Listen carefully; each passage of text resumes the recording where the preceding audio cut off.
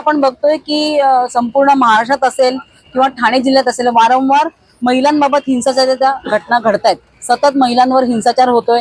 आज आता आम्ही इथे मानपाडा पोलीस स्टेशनला आलोय, त्यावेळी देखील इथल्या एका त्या रिसेप्शनिस्ट मुलीवर त्या मुलाने जो काही हल्ला केला आणि तिला जसं लाथ वगैरे मारली, ते बघता असे हल्ले अनेकदा झालेत।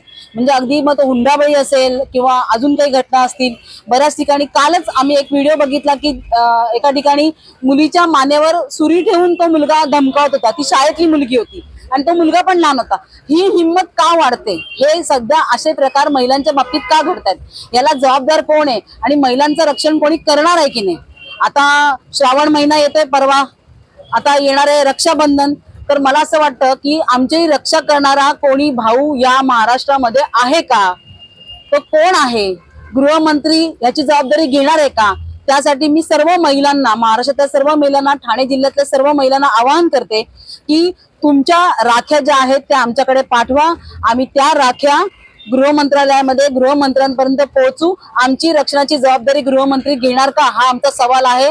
आमची राखी त्या सैनिकांच्या ऐवजी गृहमंत्र्यांकडे पोहोचेल आणि गृहमंत्री जबाबदारी घेणार का, याचं उत्तर त्यांना द्यावं लागेल। जेव्हापासून आमदार म्हणून गेला आहेत ना आतमध्ये आणि सत्ता त्यांची आलेली आहे, तेव्हापासून चित्रावाघ यांचं तोंड शिवलेलं आहे।